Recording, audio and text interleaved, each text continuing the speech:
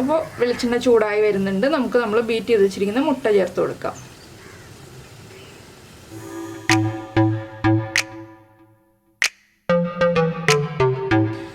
Good morning. അപ്പോൾ നമ്മുടെ ഇന്നത്തെ റെസിപ്പി ഒരു തോരനാണ് കേട്ടോ.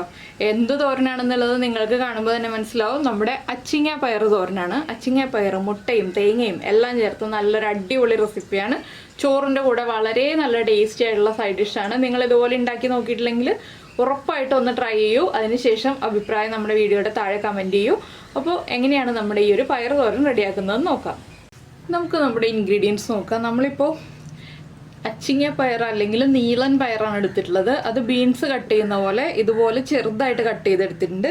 അപ്പോൾ നിങ്ങളുടെ നാട്ടിൽ അച്ചിങ്ങ എന്നായിരിക്കില്ല ചിലപ്പോൾ പറയുന്നത്, വേറെ എന്തെങ്കിലും പേരായിരിക്കും. അപ്പോൾ വള്ളിപ്പയറെന്നോ നീളൻ പയറെന്നോ ഒക്കെ പറയുന്ന പയറാണിത്. പിന്നെ നമ്മൾ എടുത്തിട്ടുള്ളത് 3 മുട്ടയാണ്. പിന്നെ ഒരു 2.25 ടേബിൾ സ്പൂൺ തേങ്ങ ചിരവിയതെടുത്തിട്ടുണ്ട്. 8-10 ഉള്ളി എടുത്തിട്ടുണ്ട്. ഉള്ളി തന്നെ ചേർക്കണം. സവോള ചേർത്തിട്ടുണ്ടെങ്കിൽ പെർഫെക്റ്റ് ആവില്ല. അതുപോലെ തന്നെ നമ്മൾ പച്ചമുളകല്ല ഈ ഒരു തോരനിൽ ചേർക്കുന്നത്, വറ്റൽമുളക് ചതച്ചതാണ്. അപ്പോൾ ആദ്യം നമുക്ക് നമ്മുടെ കാര്യങ്ങളൊക്കെ വഴറ്റി തുടങ്ങിയിട്ട് ബാക്കിയുള്ളത് ഓരോന്നായിട്ട് ചെയ്യാം. എല്ലാവർക്കും വളരെ എളുപ്പത്തിൽ ഉണ്ടാക്കാൻ പറ്റിയ റെസിപ്പിയാണ്. ഇനിയിപ്പോൾ നമ്മുടെ കുട്ടികളൊക്കെ സ്കൂളിൽ പോയിട്ട് സ്കൂൾ ടൈം വൈകുന്നേരം വരെ ആക്കാൻ പോവുകയാണെന്ന് ന്യൂസൊക്കെ കാണുന്നുണ്ട്.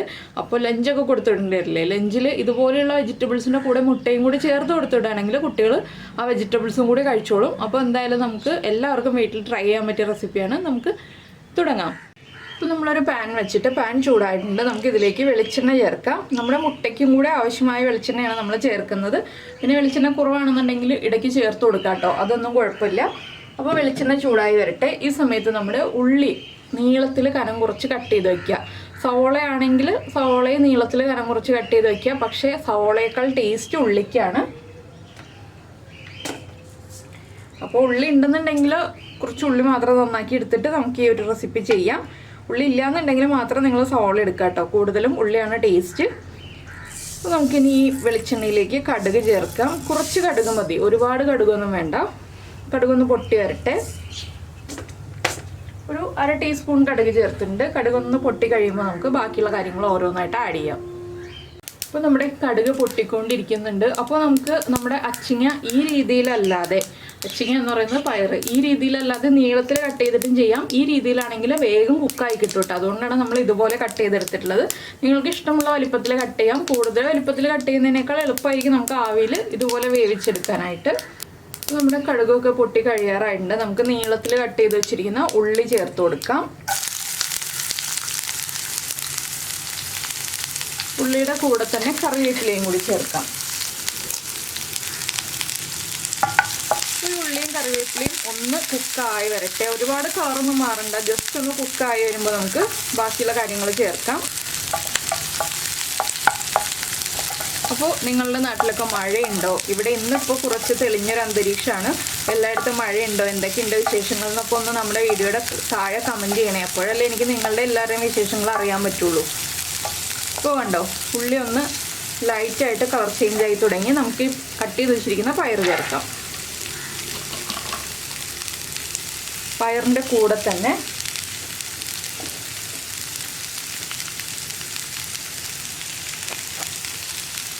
ഒരു 1/2 ടീസ്പൂൺ മഞ്ഞൾപ്പൊടി.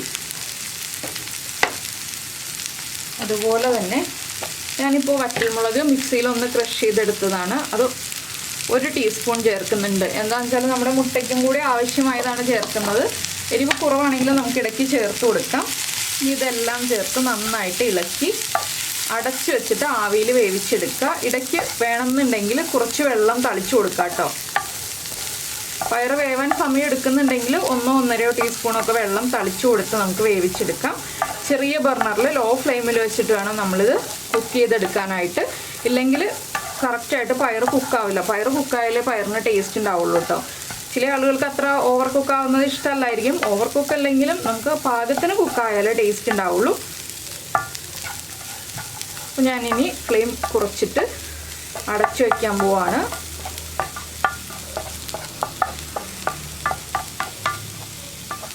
കുട്ടികൾക്കാവുമ്പോൾ ഒരുപാട് എരിവൊന്നും ചേർക്കാതെയുള്ള റെസിപ്പിയാണ് നല്ലത്. കുറച്ച് മാത്രം വറ്റൽമുളക് ചേർക്കുക, അല്ലെങ്കിൽ 1-2 പച്ചമുളക് മാത്രം സ്പ്ലിറ്റ് ചെയ്ത് ചേർക്കുക. വലിയ ആളുകൾക്കാവുമ്പോൾ കുറച്ച് എരിവൊക്കെ ഉള്ള റെസിപ്പിയാണിത്. അപ്പോൾ വലിയ ആളുകൾക്ക് ഉണ്ടാക്കുകയാണെങ്കിൽ കുറച്ച് മുളകൊക്കെ ചേർത്ത് ഉണ്ടാക്കാം, കുട്ടികൾക്കാണെങ്കിൽ മുളക് കുറച്ചിട്ട് ഉണ്ടാക്കാം.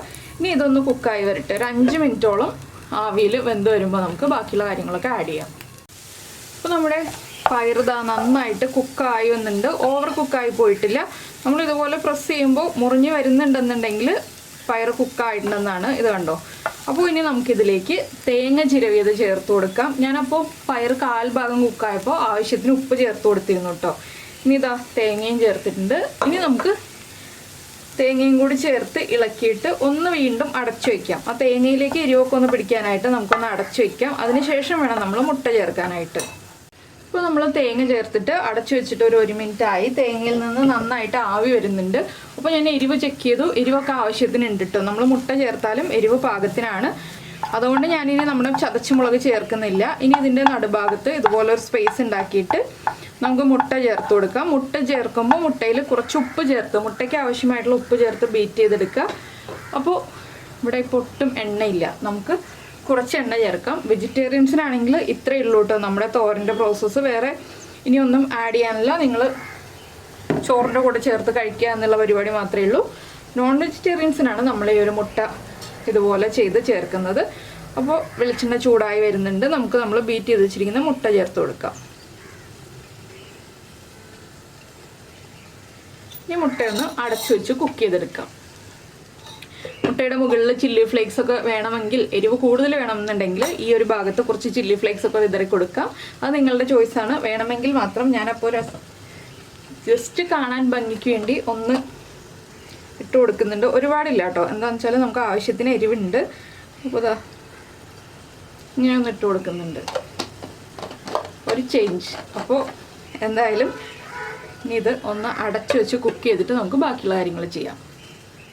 അപ്പോൾ നമ്മൾ മുട്ട ചേർത്ത് അടച്ചു വെച്ചിട്ട് മുട്ടയൊന്ന് കുക്കായി തുടങ്ങിയിട്ടുണ്ട്. ഇനി നമുക്കിതൊന്ന് ഇളക്കി മിക്സ് ചെയ്യാം. മുട്ട മാത്രം ആദ്യം ഇളക്കി മിക്സ് ചെയ്യുക. ഫ്ലെയിം ഒന്ന് കൂട്ടി വയ്ക്കാം കേട്ടോ ഈ സമയത്ത്. ഇത്രയും സമയം നമ്മൾ ലോ ഫ്ലെയിമിലാണ് വെച്ചത്. ഈ ഒരു സമയമാകുമ്പോൾ നമുക്ക് ഫ്ലെയിം ഒന്ന് കൂട്ടി വയ്ക്കാം. ഇനി ഇതുപോലെ ഒന്ന് ഇളക്കി ഒന്ന് മുട്ട സ്ക്രാമ്പിളായി വരുമ്പോൾ നമുക്ക് എല്ലാം ചേർത്ത് ഇളക്കി മിക്സ് ചെയ്തെടുക്കാം. അപ്പോൾ നിങ്ങൾക്ക് വേറെ മുട്ട സ്ക്രാമ്പിൾ ചെയ്തിട്ട് ഇതിലേക്ക് ആഡ് ചെയ്യണം എന്നുണ്ടെങ്കിൽ അങ്ങനെ ചെയ്യാം. ഇല്ലെങ്കിൽ ഇതുപോലെ ചെയ്യാം. ഇതാകുമ്പോൾ നമുക്ക് ഒരു പാൻ മാത്രം കഴുകിയാൽ മതിയാവും.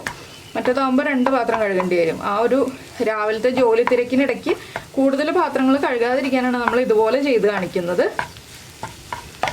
എല്ലാം ചേർത്ത് ഇളക്കി മിക്സ് ചെയ്തിട്ട് വീണ്ടും 1 മിനിറ്റ് ഒന്ന് അടച്ചു വെക്കണം. ആ മുട്ടയിലേക്ക് നമ്മുടെ എരിവും തേങ്ങയുടെ ടേസ്റ്റും ഒക്കെ ഒന്ന് പിടിച്ചു വരാനായിട്ട് നമ്മളിതുപോലെ ഒന്ന് മിക്സ് ചെയ്തിട്ട് അടച്ചു വയ്ക്കുക. വളരെ സിമ്പിളായിട്ടുള്ള റെസിപ്പീസാണ് കേട്ടോ ഇതൊക്കെ. ജോലിക്ക് പോകുന്ന ആളുകൾക്കാണെങ്കിലും വീട്ടമ്മമാർക്കാണെങ്കിലും ഇനിയിപ്പോൾ കുട്ടികൾക്ക് ലഞ്ച് ബോക്സിൽ കൊടുത്തിടാനാണെങ്കിലും ഒക്കെ ഞാൻ നേരത്തെ പറഞ്ഞ പോലെ വൈകിട്ട് വരെ ക്ലാസ് ഒക്കെ ഉണ്ടെങ്കിൽ ലഞ്ച് ബോക്സിൽ കറികളൊക്കെ കൊടുത്തിടണമെന്നുണ്ടെങ്കിൽ ഇതുപോലെ ഈസി റെസിപ്പീസ് നമുക്ക് ഉണ്ടാക്കാവുന്നതേ ഉള്ളൂ. തലേ ദിവസം വൈകിട്ട് പയറൊക്കെ കട്ട് ചെയ്ത് ഫ്രിഡ്ജിൽ വയ്ക്കുക. ഒരു എയർ ടൈറ്റ് ആയിട്ടുള്ള കണ്ടെയ്നറിൽ എടുത്ത് വയ്ക്കുകയാണെങ്കിൽ നമുക്ക് രാവിലെ എടുത്ത് വേഗം തന്നെ തോരനോ മെഴുക്കുവരട്ടിയോ ഒക്കെ ആക്കിയിട്ട് കുട്ടികൾക്ക് കൊടുത്തു വിടാം. ഇനിയിപ്പോൾ ഇത് വീണ്ടും ഒരുമിച്ച് ആക്കിയിട്ടൊന്ന് ലോ ഫ്ലെയിമിൽ 1 മിനിറ്റും കൂടെ അടച്ചു വെച്ചിട്ടുണ്ടെങ്കിൽ നമ്മുടെ തോരൻ റെഡിയാവും. അപ്പോൾ നിങ്ങളെല്ലാവരും ഈ ഒരു റെസിപ്പി ട്രൈ ചെയ്ത് നോക്കുമെന്ന് വിചാരിക്കുന്നു. ട്രൈ ചെയ്ത് നോക്കിയിട്ട് ഇഷ്ടമായിട്ടുണ്ടെങ്കിൽ നമ്മുടെ വീഡിയോയുടെ താഴെ ഒന്ന് കമൻറ്റ് ചെയ്യാനും ലൈക്ക് ചെയ്യാനും മറന്നു പോകരുത്. അതുപോലെ തന്നെ കുക്കിംഗ് താല്പര്യമുള്ള നിങ്ങളുടെ ഫ്രണ്ട്സിനും ഫാമിലി മെമ്പേഴ്സിനും ഒക്കെ ഒന്ന് ഷെയർ ചെയ്ത് കൊടുക്കുക. അപ്പോൾ എന്തായാലും ഇതിനി കുക്കായി വരട്ടെ.